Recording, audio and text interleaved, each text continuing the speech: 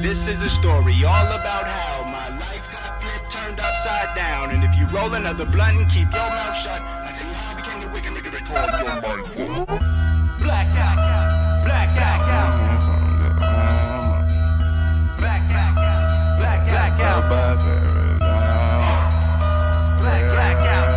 blackout, blackout, yeah. Hey, blackout, man. They speak highly of me when I raise my voice. I gotta shoot a fucking free throw to make my point. My wittiness, leave them stuck in the wilderness. Alright, we're back. Yeah, this has been real tear jerky, like for real, yeah. Alright, let's get back to this shit, like, for real, for real. I wonder how long I've had this stream running for. Yeah, almost 3 hours. Not bad. And wait, doesn't drop frames. I wonder what that even means. I guess I'm saying like how many times like it's frozen a little bit or something, like somewhere deep within it.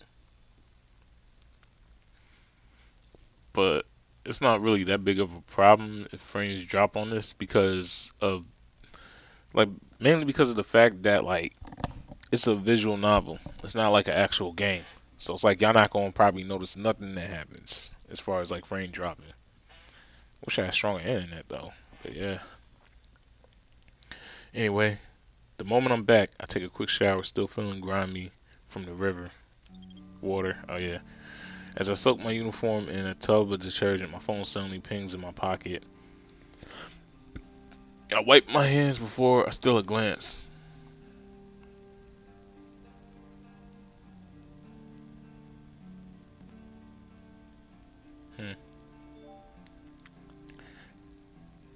Going home tonight. Parents signed exemption from curfew.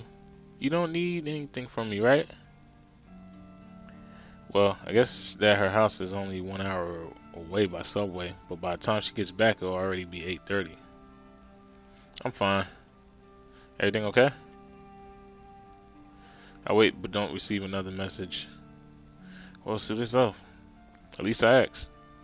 I hang my uniform over the shower and head to the living room, plopping down on the sofa. It's been such a long day. It's definitely nice to catch my breath for a second. Or not. I worriedly crack the door open, but it's just Mizaki twirling her phone between her fingers in obvious worry. Mizaki, now that I think about it, she wasn't at school today, was she? I widen the gap in the door, passing on a smile. What brings you here? Are you about to sleep so early? What? Oh, right, showered and in my pajamas. No, this is, well, a long story. What have you been up to?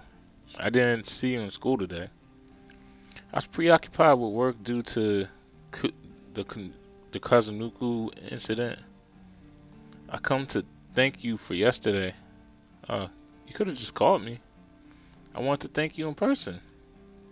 Something about her tone tells me that isn't the only reason she came, but I'm not in the mood to probe her about it. It was no problem. I'll see you tomorrow, maybe? I began closing the door, but she stops it with her foot. Yama, is there something wrong? What makes you say that? Answering the question with another question just proves that there is. I'm here if you want to talk about it. Besides, there's something I've been meaning to tell you myself. I'ma save. Cause I don't know what she's about to ask me. Cause I'm honestly trying to go for Elizabeth, but she's like second. She's like second. Sure, come in. I step to the side so she can enter. She glances around my apartment as she slides her shoes against the wall. So this is your apartment. It's a lot cleaner than I expected. Thanks. I think.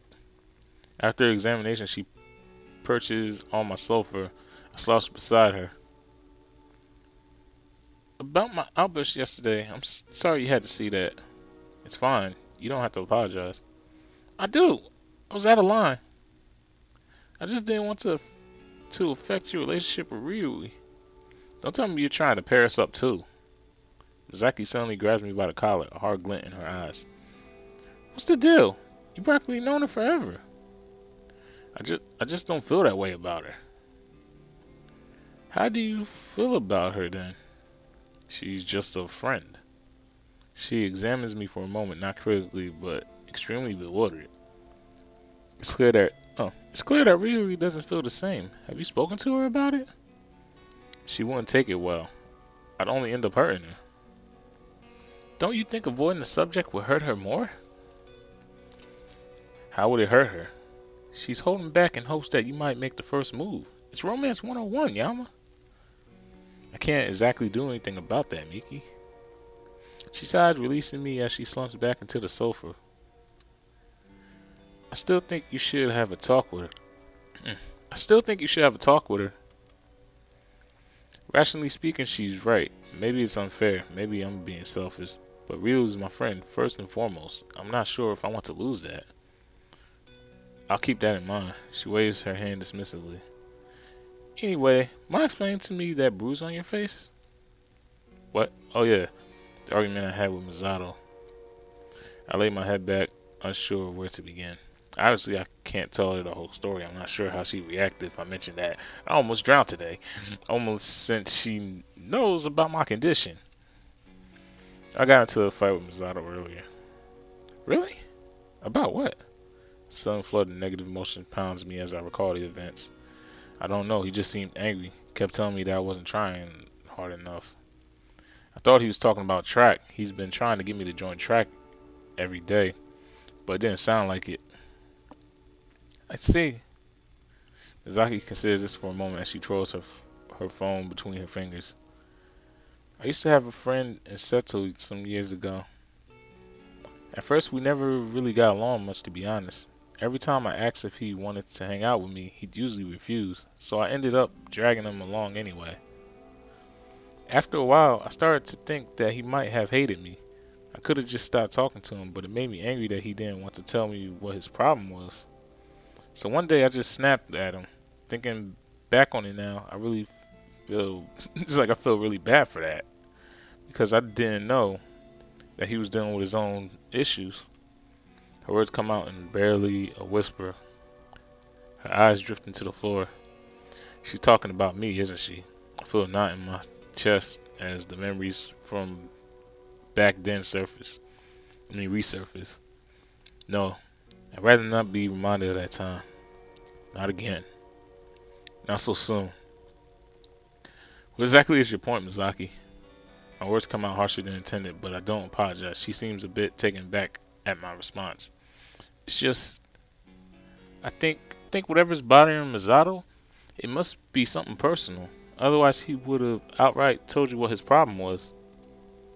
I suppose she's right. In a way, it's just that Misato's so straightforward about everything. For him to be so roundabout is now is understandably strange. I think I know why. Anyway, I'm in the mood for some fresh air. What about you? I guess she must have noticed that she brought up a touchy subject. Sure, why not? I've noticed the school's rooftop is a great place for stargazing. We should go there now. The school's locked down at this hour. Curfew, remember? And your point is? She's actually suggesting that we break into the school. I guess a change of scenery could probably do me good though. Lead the way. She smiles as she darts out into the street. I follow closely, taking in the brisk evening air. We pull up at the front gate, slightly out of breath. I slide my card through the receptor, but it only buzzes at me. What? The curfew keeps out off-campus students and automatically reports on-campus students who return late. So, what? Do we climb the gate? It's armed, Yama. There are laser sensors.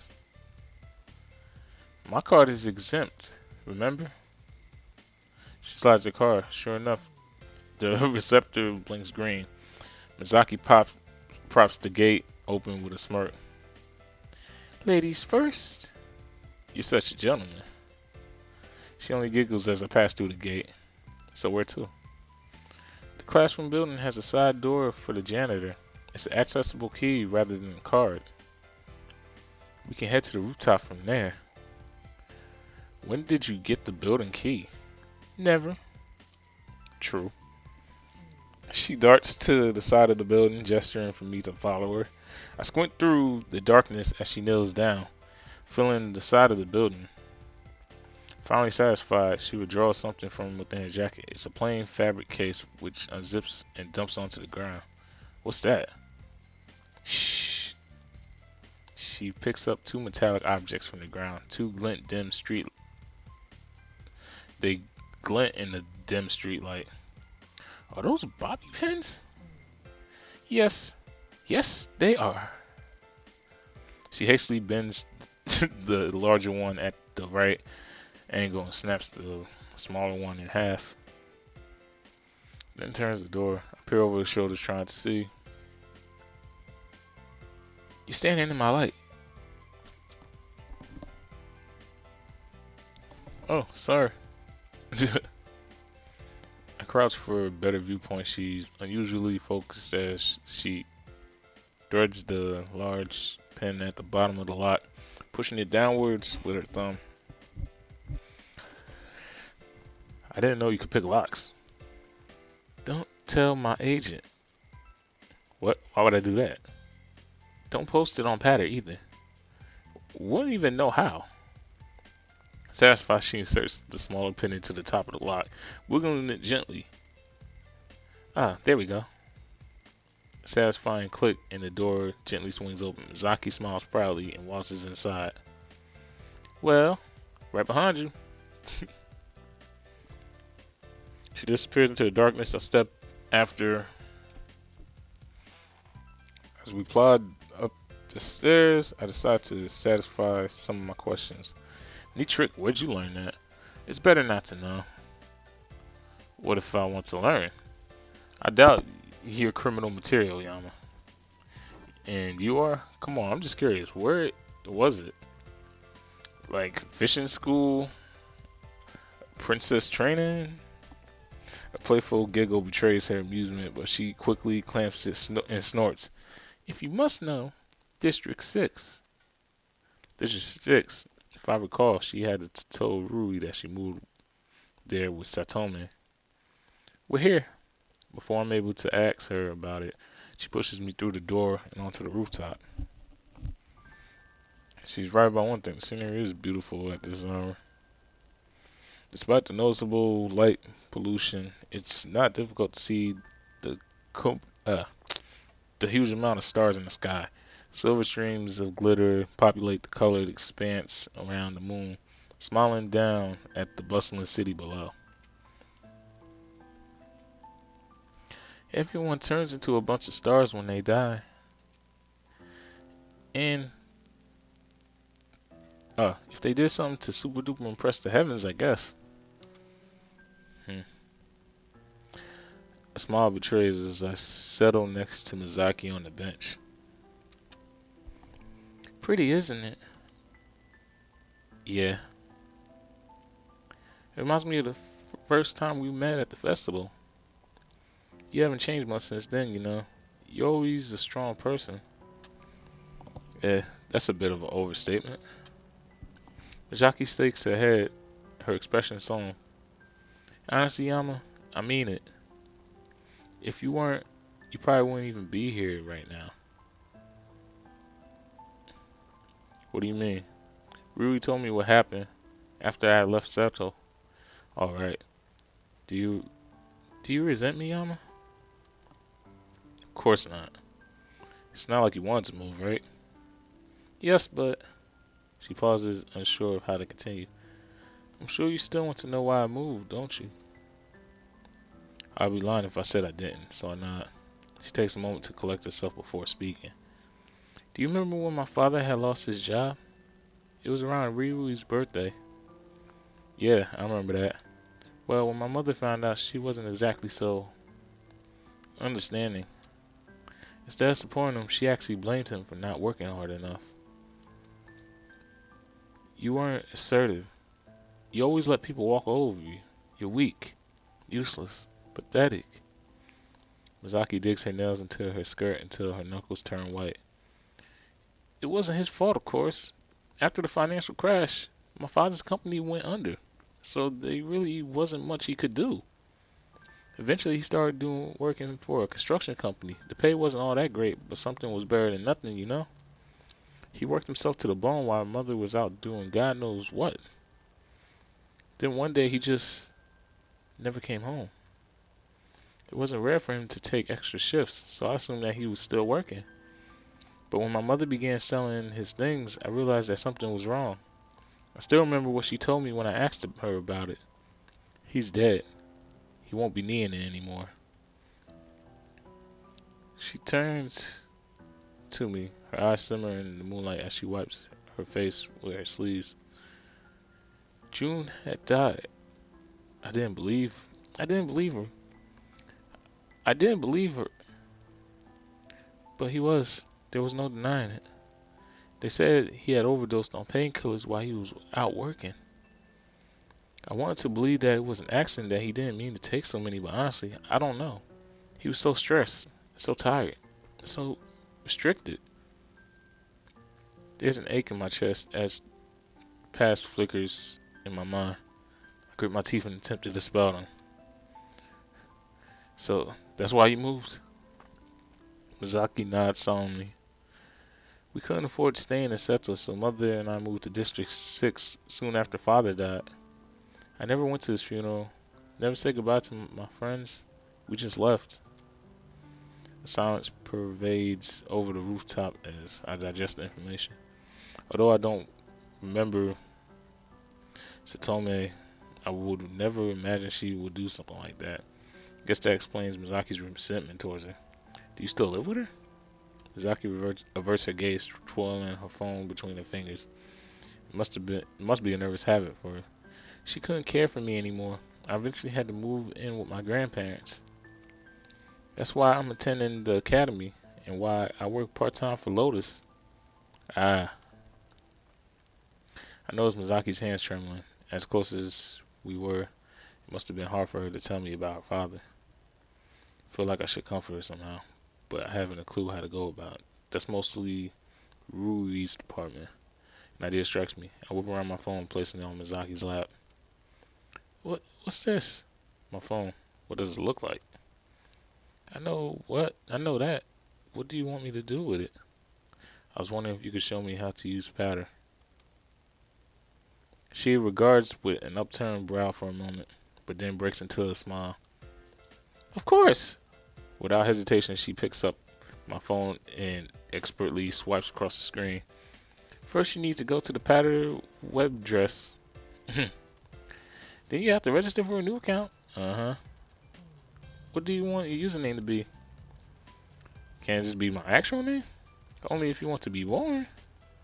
So, what's the problem? I'll just choose one for you. Don't give me something too embarrassing, Miki. Don't worry, it'll be mildly embarrassing.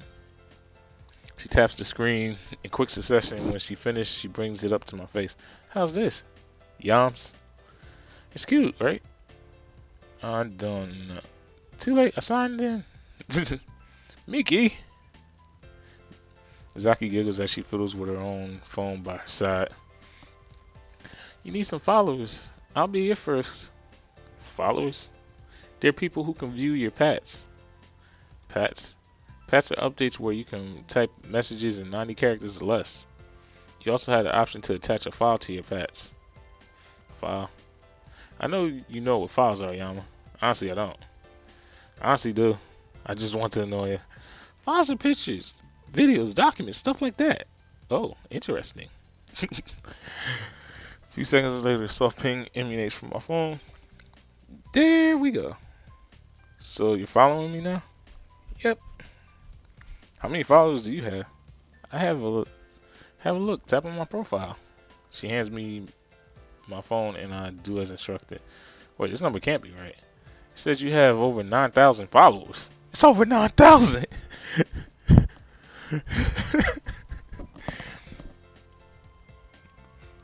So how do you even get that many people? Mizaki shrugs as if she doesn't know either. I suppose it's because I work for Lotus. Ah, that makes sense. Take a moment to browse through Patter. It seems pretty self-explanatory. Write an update. Your followers view said update and have the option to share said update with their own followers. Share with their own followers. Oh my goodness. It's not the most exciting thing I've ever seen, but I can understand why some people find it addicting. So, what's up, Post? Anything you want. Usually I try attaching pictures since they get more attention. Oh, okay. Why not pass something about the stars? Why not pass something about the stars? Patterson must have noticed my confusion and she offers a suggestion. Wouldn't you see them with my camera? Oh, you're right. Why not? You could. Mizaki scrunches her face, guessing she. Glancing around for something to pat about. Does she really put this much into it? Oh, what's that? Try to gaze, but I see nothing. I don't see anything. There, near the tree. There are a bunch of trees up there, Miki. She grabs my head and points furiously ahead of us. I strain my eyes in darkness, trying to make out the faint image. Sure enough, I spot something small lying on one of the benches. Is that a cat? I don't know to be more surprised at Mizaki's remarkable eyesight or the fact that there's a random cat on the rooftop. Let's go, pat it. What if it has rabies? It could claw you. Don't tell me you're scared of a little kitty, Yama. I never said that. I was scared. Then quit complaining and follow me. Not allowing any room for argument, Mizaki slowly stalks over to the mysterious feline, leaving me alone on the bench. I sigh deeply. Why do I even bother? Fine, but I'm not touching it. I follow her lead, walking behind her. As we draw closer, the cat's ears perk up. We immediately stop in our tracks. It's gonna run away. Shh. Hearing us, the cat lazily turns its head in our direction. Its eyes glower at us in a bright green.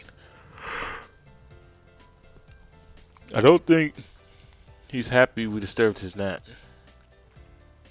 It's a she. Wait, how do you know? Trust me, I've been around quite a few strays.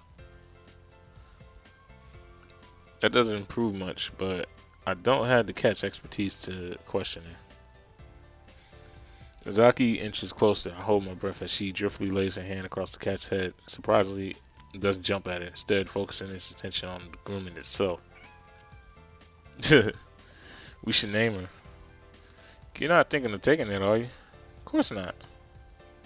I'm not allowed to anyway. She said that dejectedly as she strokes the cat's black fur. Yeah, a closer look. Hold on.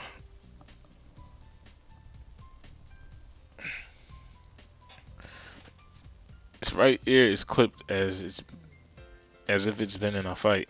Yeah, that cat been fighting. What about Clipper? What kind of name is Clipper for a girl? You asked for a name. You didn't say it had to be good. What about Chocola? Chocola? It's perfect, don't you think? She has a black coat. Really? I guess. A notification ping redirects my attention to my phone.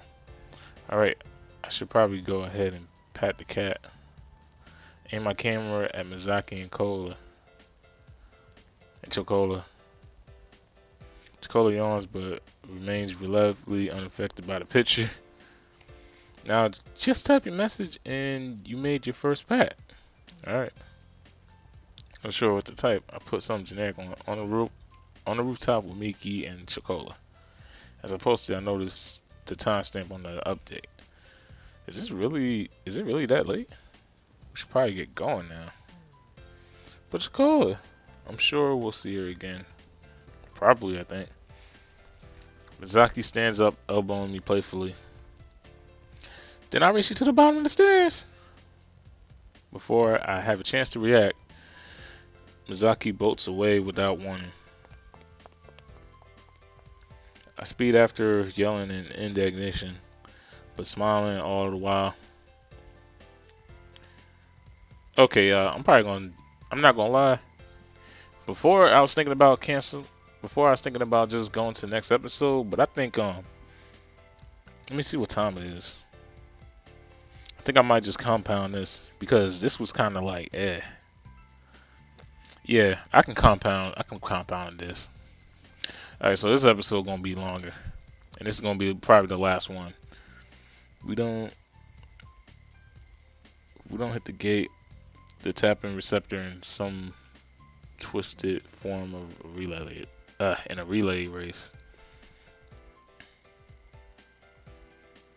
I win!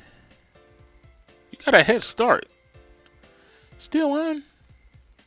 You never did play fair. Take a moment to catch my breath before speaking again. Say, Miki. Thanks for telling me. She looks confused for a moment, but then she seems to remember. I should be the one thanking you. Huh? For what? For listening to what I had to say. I smile warmly. Of course. I'll see you later, Miki. Good night, Yama. She slides a card and the gate opens. Head back to my apartment, relishing in the crisp night air. My dread all but dissipated. Sleep quickly comes to me.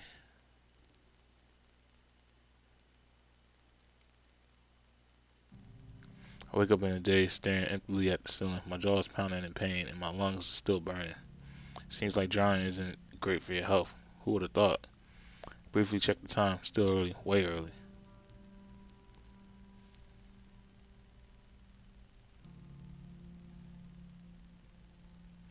And it looks like I got another email. Well, perhaps you do have a chance that you are not looking for, because it frightens you. Do you think it is right, Mr. Troll, even if there are those who mock you or do not understand you? Best of luck. So accurate that I can only stare in belief. A single ridiculous thought comes to my mind. It's as if I'm speaking to myself. But that's just crazy, right? Can't be. I was there when the first replies came. They came quickly. They came consecutively. I didn't relapse. I didn't skip. But there are ways to schedule emails. What if I knew how to respond? No. This is stupid and ridiculous, and I just need to stop thinking. I hope you're right. None of my friends really get what's going on. I can't tell them that either. What do you think the right choice is? There, the test. The recipient knows what I'm talking about. I'm so paranoid. I stumble out of bed and change into my uniform, and then dig through the fridge for some breakfast, porridge, fruits, eggs. Yeah. What the fuck?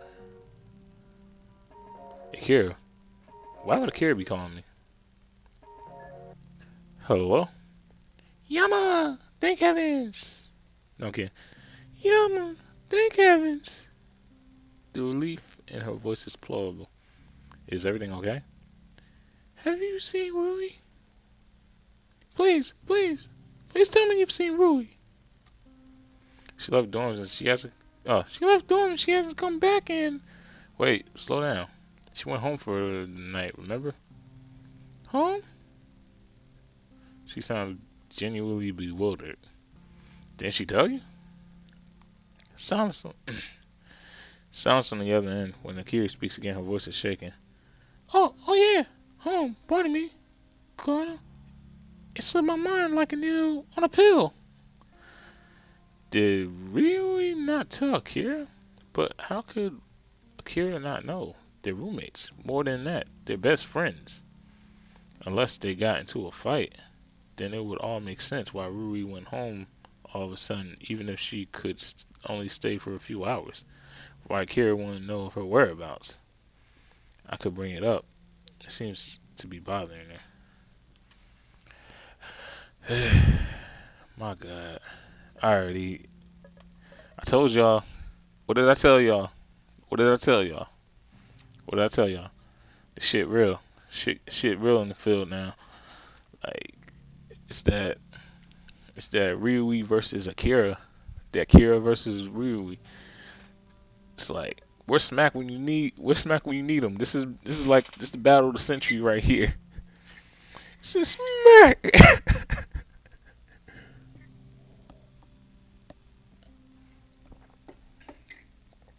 Let me get my coffee so I can do this high-pitched voice. Cause when it comes to this voiceover, I'm the people's choice. Said that was light. Let me chill. Okay, this sounds like it could be urgent. Did something happen between you and Rui? I really can't hide anything from you, can I, Colonel? I should feel accomplished, but the pain in her voice robs me of any sense of triumph. If you don't want to talk about it. No. Actually, well. She trails off awkwardly. I decide to help her along. Want me to come to school? Could you? Well, I am physically capable of walking. Oh, pooh, Colonel. You know what I mean. I'll meet you in the cafeteria in 15. Okay. Thanks, Yama. Did she just call me Yama? She quickly hangs up, leaving me to wolf down my breakfast. My God. I jog to the school just as the sun begins to creep into the sky. And then I skip the shit again. Damn it. Akira is waiting by the front gate, eyes fixed on her shoes. Once again, I'm stricken by how empty the entrance is. Oh, girl. Morning. Morning. I notice an unusual reaction, but decide to let it go. Cafeteria? Yeah. She leads the way to the school dining hall, footsteps heavily against the brick pathway beneath our feet.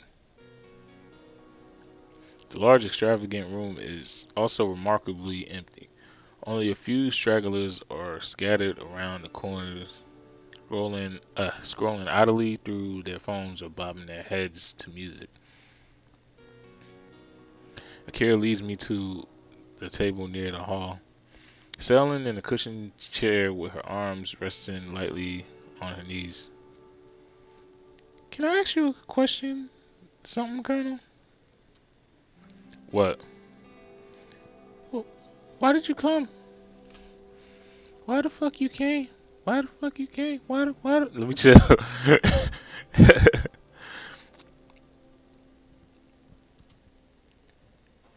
Why the fuck I came? Why the fuck I came? What you mean you ain't that? Let me chill. Man, yo, they crip my dude though. Yo, that's my peoples. Why did I come here? What kind of question is that? You seem awfully torn up about something. And that's why you came? That's why the fuck you came? Let me.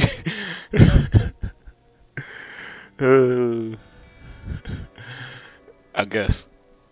What about Rui? You're worried about her, right? She is, after all, your one true love. I can only snort. She's my friend, if that's what you mean. And you honestly don't feel anything for her?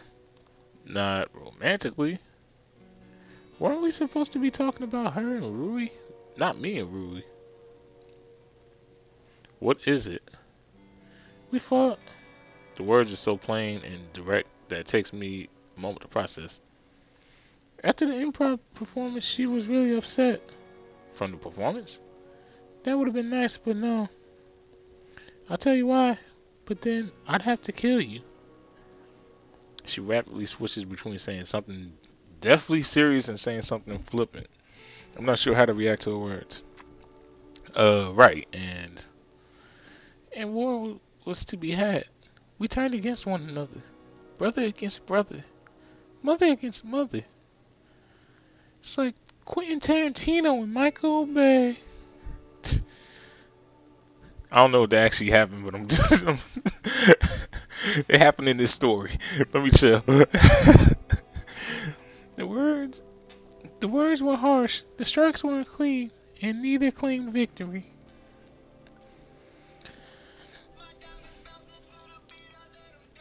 That gave me a heart attack. My phone gave me a heart attack. I was like, what is that? Her imagination. There we go. Her imagination seems to be getting better. Seems to be getting the better of her.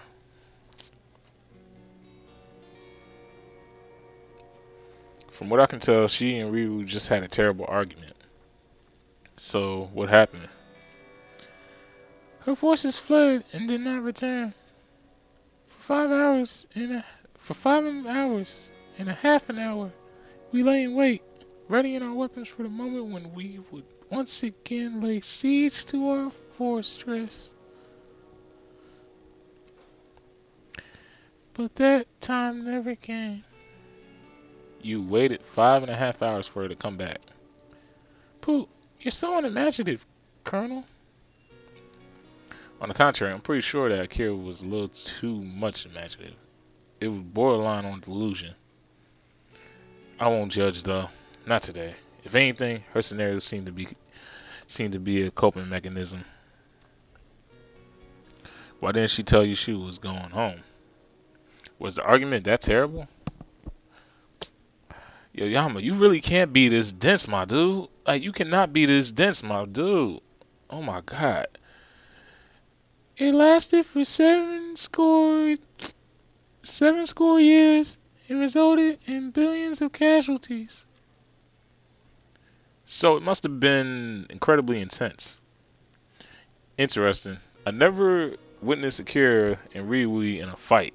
With their similar personalities, I wouldn't thought that would try to solve things peacefully.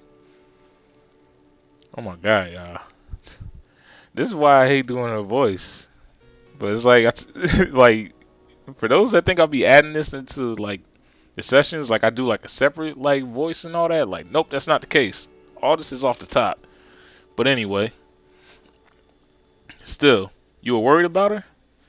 You're a good friend. No, I'm a terrible friend. I'm just like a politician. I'm too scared to do anything directly, so I become a liar to get what I want.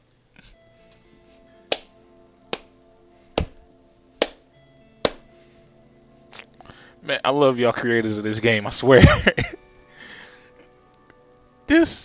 Okay, I'm still doing the voice. This harsh self-criticism is enough to unsettle me. Perhaps it's simply my inner nature to be contradictory and a devil's advocate, but I want to counter everything she has to say.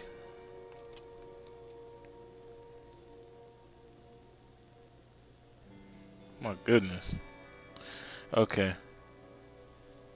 An actual terrible friend would never say that. So, you may say, but this isn't anything new, Colonel. I can't seem to help anyone. Not as myself, not as Shadow Bell, not as a dragon. My brain suddenly makes a connection and finally I understand something. Is that why you try so hard to be different? Different people change the world? Different people change the world, Colonel. Aren't you just lying to yourself? She smiles. My goodness. She smiles sadly, an edge of pain to her lips.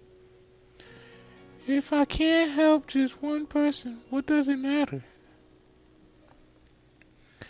Then again, it looks like I can't even do that.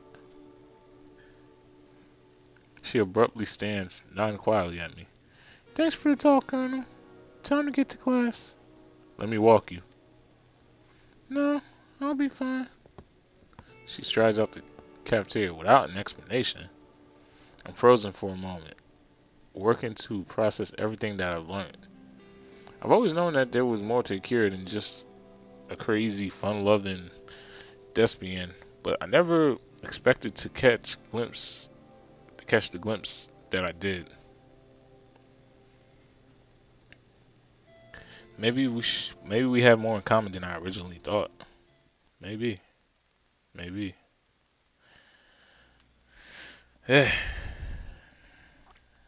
I returned to the classroom pondering this new turn of events.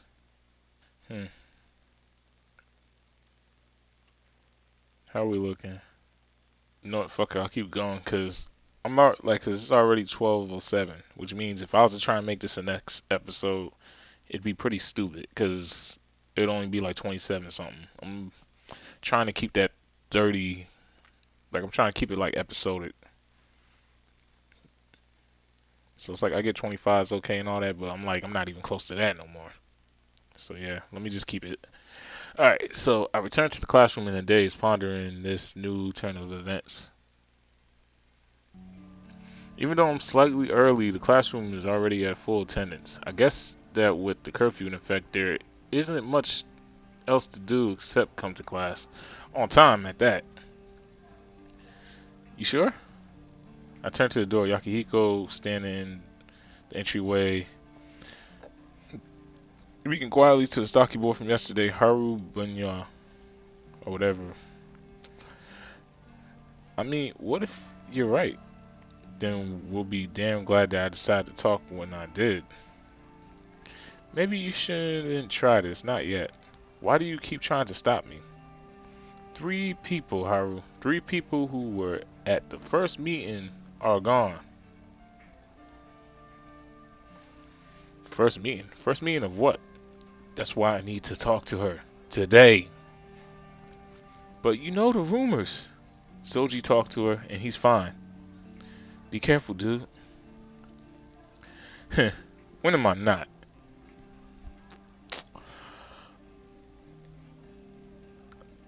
Alright, give me 1 second here. Give me 1 second. Okay. Yo, why would you ever say that line? Like, everybody knows, like in life and everything, usually whenever you say, I'm not, it usually ends up being some type of complication. Or you die. Either or. But yeah, that's like the biggest jinx in history. You don't ever say, when am I not? That's like you trying to challenge. You like you don't do that, yo. You don't do that. You don't do that. You don't do that. Anyway, when am I not? Haru nods in farewell and disappears down the hall. Yakihiko agilely rubs at his hair as he takes his seat.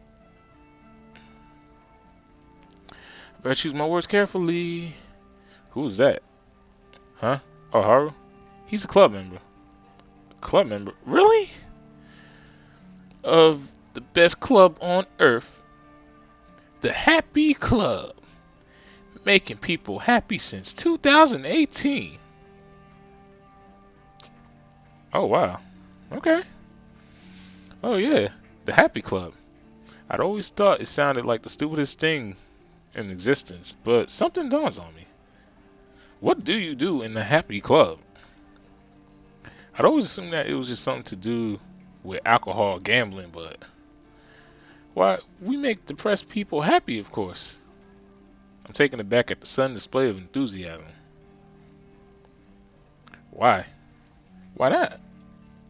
Not because he wants to undown loyalty of his future minions, not because he wants to have a statue erected in his honor. I want to ask more, but the teacher promptly strides in the classroom, rapping her pointer against the table. The students quietly assemble. 3 more people who are in the meeting are gone. Could Yakihiko have been talking about his Happy Club? 3 of the victims attended the Happy Club? But the Happy Club just got invented, like... Wait a minute. Oh!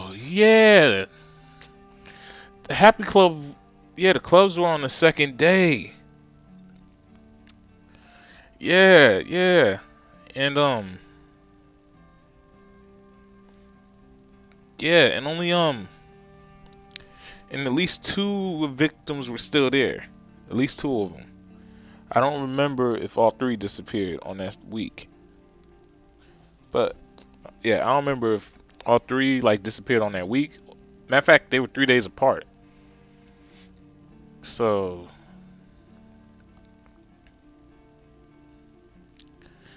yeah, so literally the Happy Club could have been the day that it happened. Like literally after somebody could have got kidnapped during that night, and then 3 days later, same thing happened, and then 3 days later. Cause I gotta be at least two or almost 3 weeks within the story. So it actually fits. Yeah, so this can actually fit.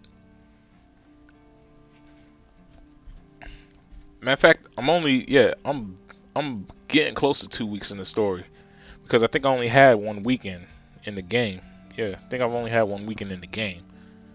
So yeah, so it actually fits. It can fit. But anyway, but what about the first two deaths before the Happy Club was ever founded? Could they have linked to? Could they have a link to Yahihiko? Could Yahihiko know anything about the murders? Ah, you're looking particularly attentive today, Yama. Would you like to answer the question? I look up to the board. A terrifyingly large picture of a mutilated corpse is plastered in the center, mocking me through the gaps in its limb crimson bloodbath. My mind runs blank. No, no, no, Yama! I squeeze my eyes shut, shaking the image out of my head. A second look at the picture, just an artist's interpretation of the Ishimu flag. No bodies, no blood, just brown and red. What the hell was that? 5 points deducted for lack of participation. Elizabeth. Elizabeth! Yes, ma'am. The flag officially adopted during Mayor Inori's first mandate. Representative. Correct. Let me just read that whole thing again. I'm gonna cut that part out. Probably. No, fucking, I ain't gonna cut it off. Alright. Yes, ma'am. The flag officially adopted during the Mayor Inori's first mandate represents the ideal that anyone can succeed with hard work, regardless of background, status, or upbringing. Thank you. Goodness gracious. I don't know what is going on with everyone today. Right. Let's proceed. The flag is a proud symbol that has been acknowledged even by. I pulled out of her lecture, disinterested as my classmates secretly passed messages via their hacked desk tablets. I switched my own tablet on, but winced at the bold 10 digits that greet me in reply. Don't say that to me. Say that to him. I quickly closed the application. My mind is a mess throughout the remainder of class. Thinking about Soji, thinking about Drake, blah blah blah blah blah, got me feeling guilty. Lunch could not have come sooner. Surprisingly, Yahiko turns to me when the bell rings. Hey, want to grab some lunch with Misato and me? It kind of feels like it's been a while. Now you mention it, it really does. I don't remember the last time the four of us had lunch together. Assuming Rui joins us. I want to, I really do. But I don't know if I can talk to Misato after yesterday's exchange. I think I'll pass for today. You sure? Yeah. Thanks for the invite, though. Okay. It's just, dude, I feel like I haven't seen you in a long time. Sorry. Heck, some days I feel like I haven't seen me in a long time. Well, there's always room for more minions if you feel like joining. I'll keep that in mind.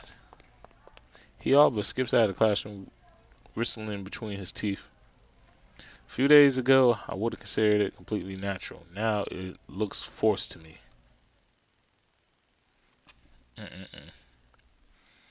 I leave to get some lunch, ignoring Mizaki's concerned gaze. After grabbing some takeout out of the cafeteria, I settle in the courtyard, enjoying the fresh water the best I can. It's fairly empty. Most students prefer to eat in the cafeteria. The only point of interest is a small group of girls huddled in the back corner examining the wall. Wait a minute. You're a freak! I can't believe they still let you come here. First Akane, now Soji? You must pay for this. I edge closer, trying to find a clean perspective between the bundle of heads. Catch a glimpse of her red hair. Again? Really? Maybe the administration loves you, but we know the truth. We won't stop until we have justice. You shouldn't stop showing your dirty little face around here. How were those thumbtacks in your gym shoes? Did they give you an idea of the pain we feel? No, she probably took them and saved them for voodoo dolls. Ugh, disgusting. Despite their biting words, Ari doesn't even bat an eye. She stares emptily at them, her hands folded neatly in front of her. Wow, look at her. She doesn't even care. Are you even human? Do you feel nothing for the suffering of others? I bet she enjoys it. It's probably your favorite pastime. What kind of sick parent kept a retard like you? I clench my hands as their words escape to brutality. Ari isn't even lifting a finger to defend herself.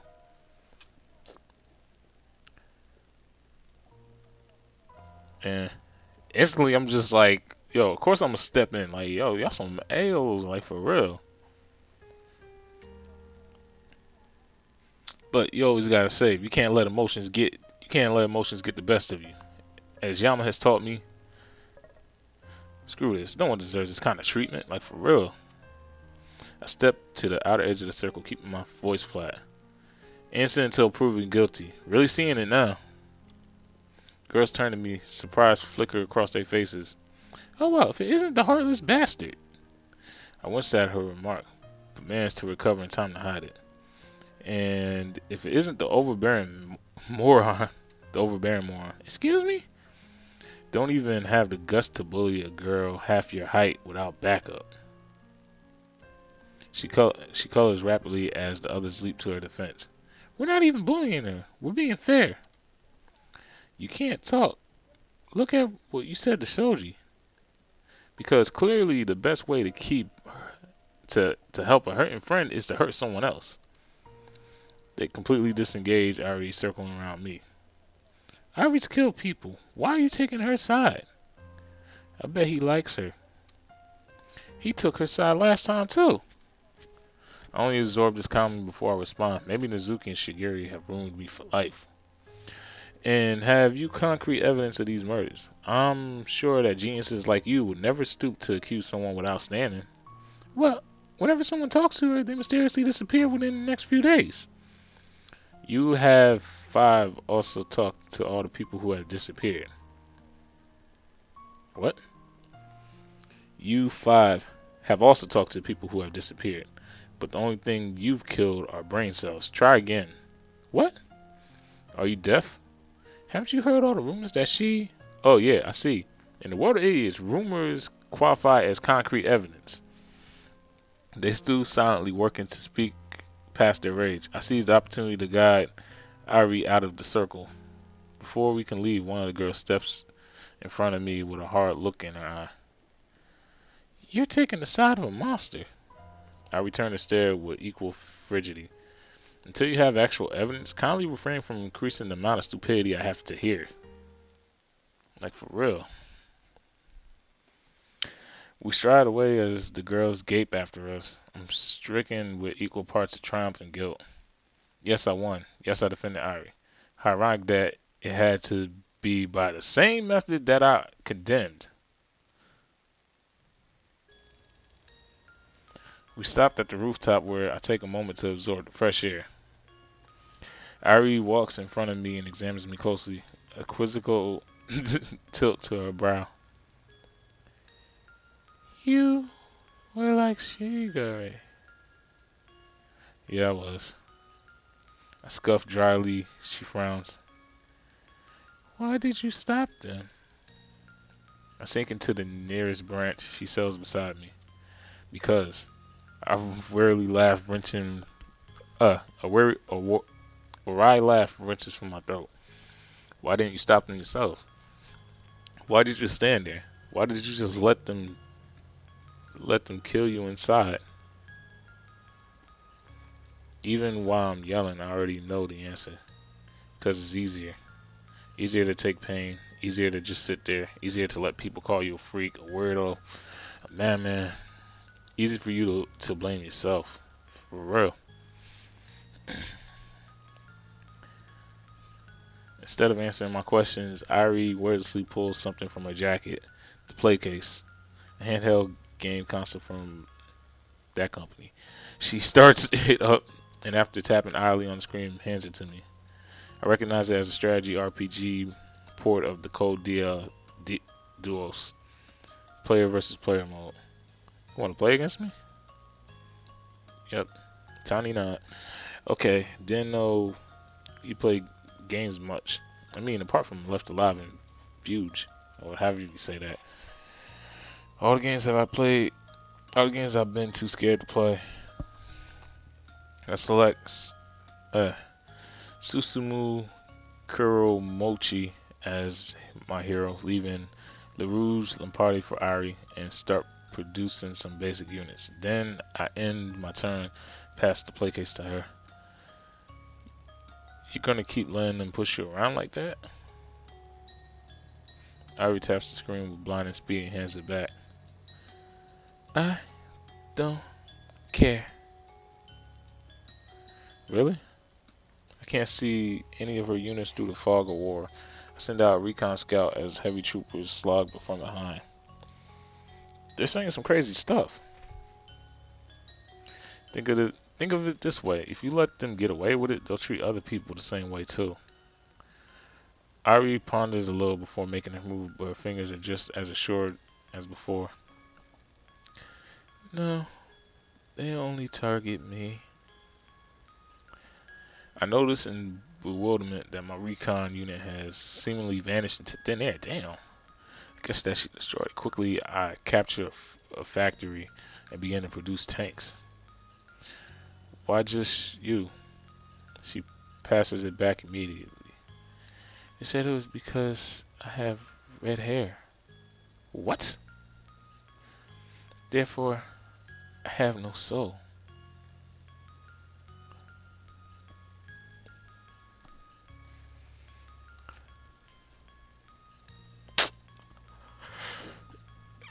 Okay, so this is like the ginger thing. Like, what is wrong with y'all people?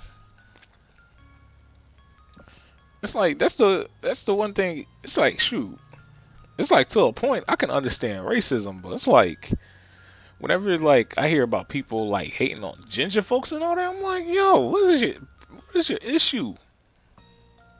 I'm like, the skin's white still. Like, it's like I don't get it. It's like we don't even hate on light skinned dudes like that. It's just a joke we be making. We'll just be like, oh yeah, said you light skinned muff. Like, yo, we just joking.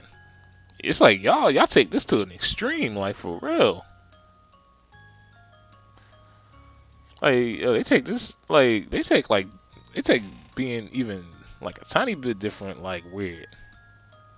I'm not talking to like y'all in general. I'm just saying from like, it's like from some of the shows I've seen, from some of the people like I've known. I'm talking about them in particular, not y'all. Y'all cool. Just like, yeah, that just amazes me how somebody can be so much extremely like you to like an extreme, but just having red hair makes it different. But anyway, I'm gonna cut that out. The stream gets to get it though, but y'all don't need to hear me just blabbing on. Anyway, let's see. I spot one of her infantry troops in the woods and quickly annihilate it. With my tank, nothing else is in sight. That's an old joke. It's just an excuse to be mean to you. Irie types the play case. I hear an explosion and wince. Is this supposed to be a funny joke? My tank has vanished with a trace. I began moving my forces towards the forest while sneaking my hero across the edge of the map. No, it's a stupid joke and it shouldn't have been made. I'll tell you a funny one if you like. She smiles lightly as she returns the play case.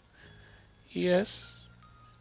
I can tell if she's smiling because she has surrounded my forces. They're actually killing me. What does a clock do when it's hungry? It goes back 4 seconds. I wait for the punchline to hit, but Irie only freezes, considering this a joke for a long pause. A clock can go back in time? What? No, it's a pun. 4 seconds. 4 seconds going back for. Never mind. Nevertheless, Irie is smiling when she slips the play case in my hand. I'm left with just a final line of defense. My hero finally reaches his intended destination, a special structure that doubles my duels counter. How about this? A Mexican magician tells his audience that he'll disappear on the count of 3. He counts uno, then dos, then disappears without a trace. Ah, that was good. Without a trace. Without a trace. Uno, dos, tres. I thought stage magic was just an illusion. I can only chuckle to myself as I expected. She completely missed the point. She makes her move. I hear a mass of explosions. I won. What? I grip the play case. Her units have completely surrounded my base and are one turn away from capturing my headquarters. Not today. Louis and Party. I triumphantly conquer the special objective with shooting and activate my duels. Table turned. I reverse the ratio of my soldiers to yours. Our soldiers swap colors, leaving her with practically nothing, but even if it's the end of my turn, I know I've used my duels well. She looks at the screen intently. I sit back and relax. Even if she manages to kill a few of my soldiers, she's surrounded. Then she taps on the screen and smiles. Good. Reinforcements. What? I lean over to look at the screen. My newly acquired soldiers still surround her character, but quickly, suddenly from all other sides, a small squad of soldiers has appeared. Normally, a few soldiers would be nothing, but my army is still with LaRouge, and these new soldiers have a direct path to me. Oh! I blink and suddenly they're surrounding me. Sumu Kuramuchi takes a couple down, but he soon overrun. Oh!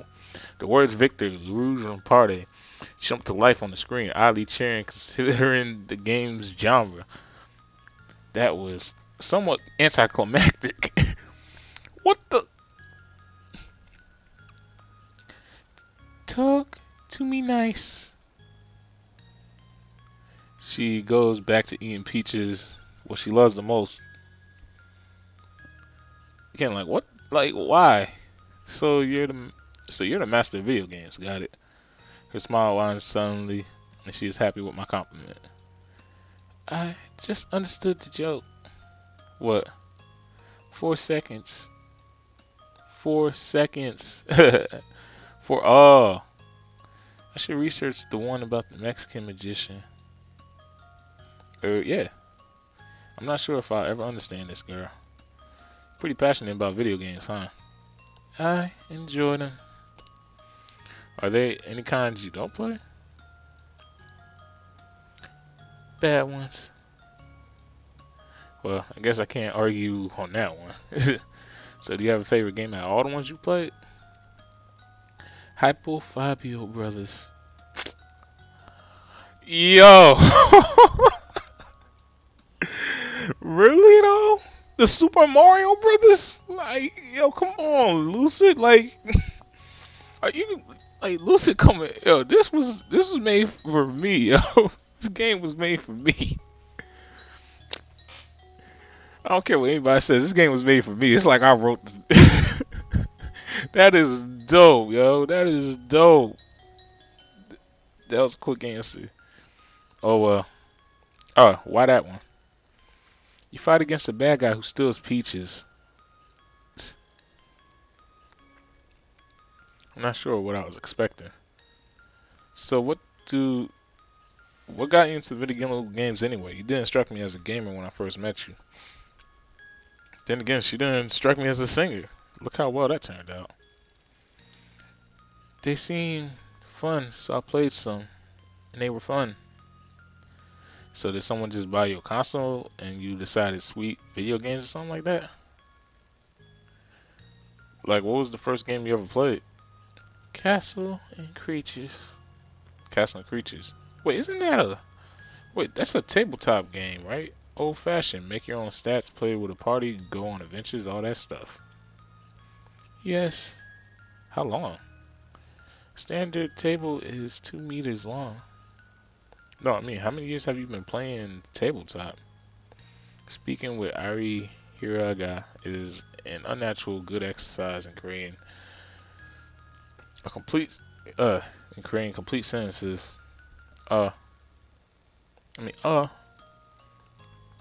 Around 5 years. I played a lot before I learned about video games. But don't you need... I quickly stopped myself. A group of friends. That's what I was gonna say, but it sounded too cruel even for me.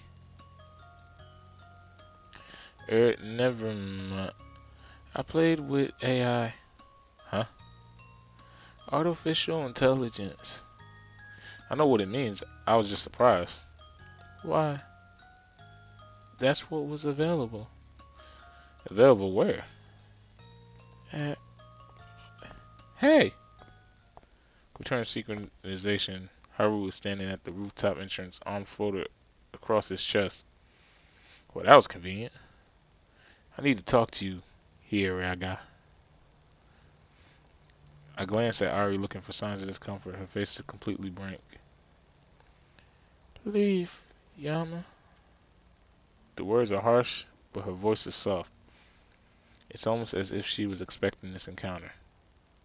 If you say so. I moved to the door, but Haru grabs my shoulder, his eyes piercing into mine. Watch yourself. He releases me and continues to Ari as if he'd never said anything. So is this what he meant earlier? He was going to talk to Ari?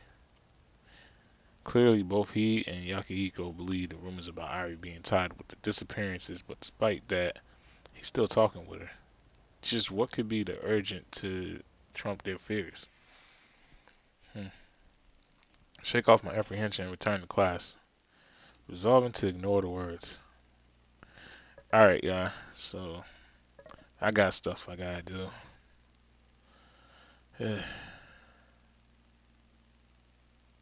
Oh wait, let me save this in a different file. So, to the stream, thank y'all for whoever was watching. To you guys, we'll catch you next episode. Peace out.